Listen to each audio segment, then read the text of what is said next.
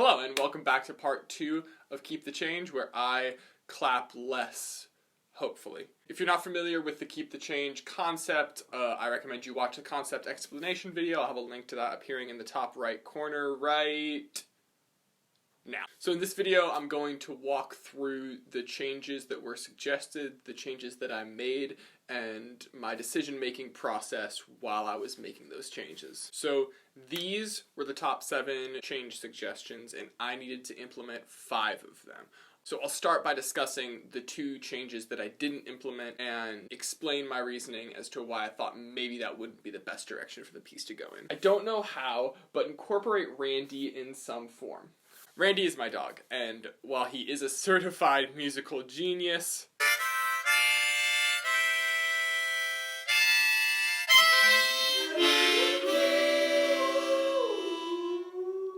he suffers from some pretty terrible performance anxieties, so I don't think he would be very conducive to a recording situation. The way I understand the concept of Sonder is that it is the realization of everyone's complexity. In the lyrics, you address the different complications of different lives and the fact that everyone is the hero in their story. But if Sonder is a realization, then there should be a time before you have the realization and a time after. An epiphany of sorts that changes your reality because the knowledge that everyone is the hero in his or her own complicated story. The change I would like to see is something that demonstrates the before and then the after resulting from Sonder. This could be done either with additional lyrics or some changes to the music. This is actually a really fair point to make. From everything I can ascertain, the term Sonder was invented by the Dictionary of Obscure Sorrows, and in their definition and all subsequent definitions I can find, the emotion of realization is specifically mentioned. Even the stock photo that I'm using for these videos has the word realization right in it. But I didn't make this change.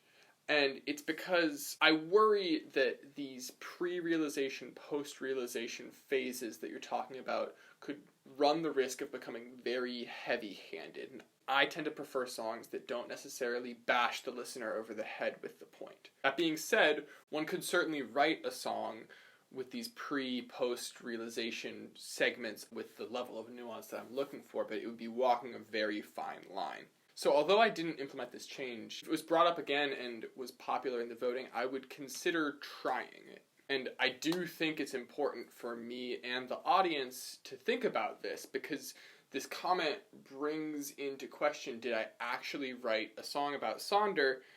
And after thinking about it, I'm not as sure as I was. I would love to hear some sort of arpeggios going on over the first pre-chorus and some kind of low strings going on in the piano bit right after the last chorus. I think that having arpeggios in this pre-chorus is a really great idea. It would open up the sound a little bit and give the vocals a little bit more room to breathe, and it would give a really clear distinction between the first verse and the first pre-chorus. Basic chords are made out of 3 notes. The root, the third, and the fifth. Why are they called that? Not important right now. But when we play all 3 of those notes together, we call it a chord. We can also play each one of those notes in either ascending or descending order. And when we do that, instead of playing all 3 at once, we call it an arpeggio. Arpeggios can turn something like this into something like this.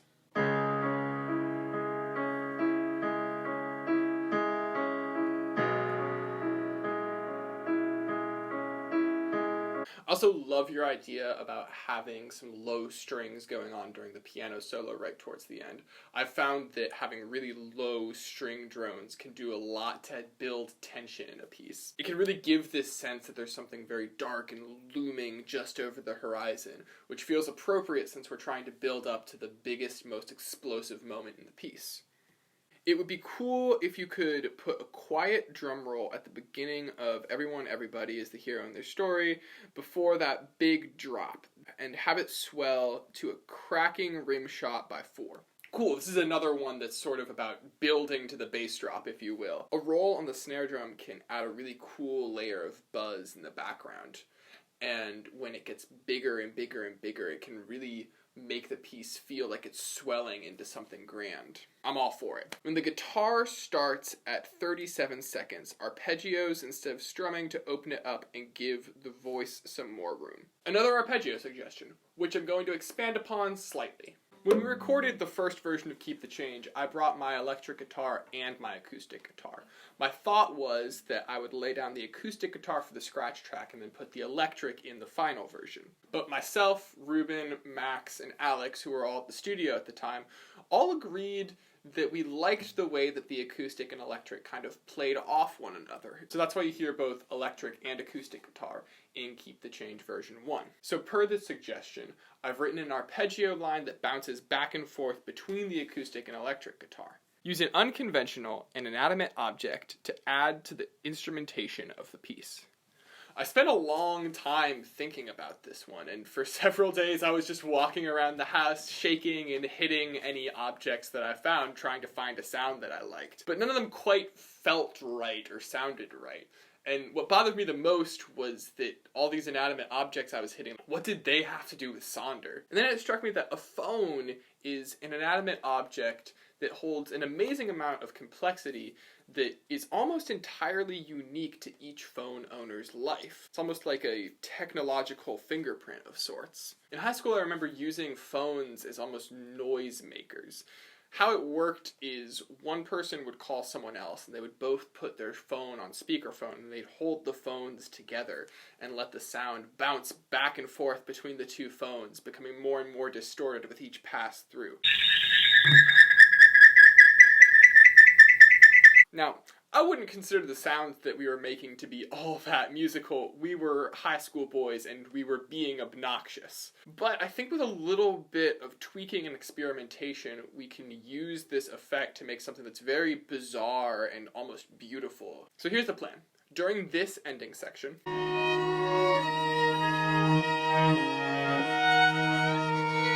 I'll have 4 phones around the room, all calling each other and on speakerphone. This will hopefully result in a natural, distorting echo effect. We'll have to be very particular about where we place the phones, because if they're too close together, they'll end up amplifying each other, and it will result in this very, very, very shrill and piercing noise, which isn't quite what we're going for. But if they're too far apart, then they won't pick up one another at all, and the effect will be ruined entirely. Fortunately, I have some free time on my hands that I can spend experimenting with this and find that sweet spot. I think it might sound good to speed it up a bit to about 120 beats per minute, or maybe not quite as quick, 110 beats per minute. Okay, thank you for suggesting this. If you recall, part of the initial challenge was that I had to write this song at 106 beats per minute, and this might sound weird, but 106 beats per minute is like a really weird tempo to be playing at. It's not quite slow enough to be mellow, but it's not quite fast enough to have any real groove in it. We made it work, thankfully, but I do think that it would groove a lot better if it was at a different, faster tempo. On a hunch, I googled hit songs at 106 beats per minute, and my suspicions were confirmed. I recognize a few artists here, but none of these songs I recognize by title. I also really like the idea of speeding up this new version because I think it will give a really clear distinction between version 1 and version 2. There'll be a very dramatic difference that you can spot right off the bat, which I personally view as a good thing. The only issue with this plan is that this section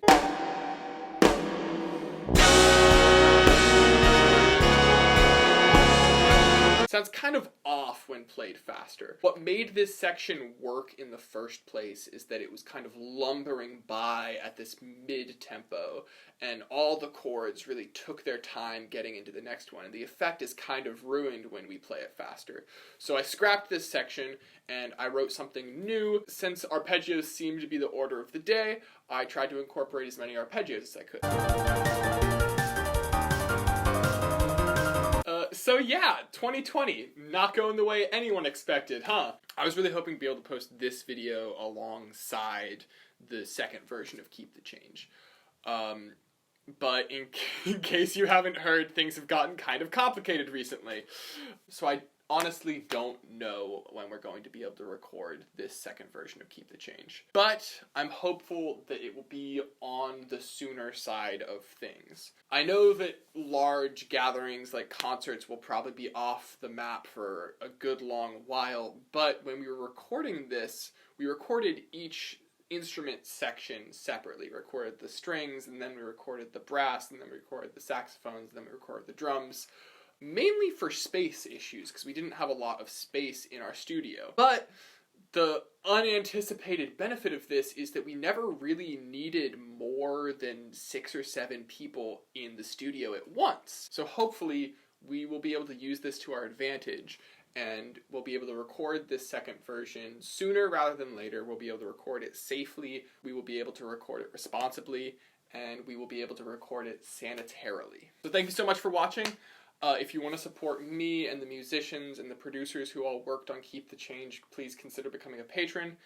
Link to my Patreon is in the description. You can get all sorts of cool things like behind the scenes videos, playlists that I'm curating. If you want more day-to-day updates on our ability to record Keep the Change 2, you can follow me on Instagram. If you're interested in seeing other projects that I'm working on, you can follow me here on YouTube, or again, follow me on Instagram. There's a lot of stuff going on over there. Thank you so much for watching.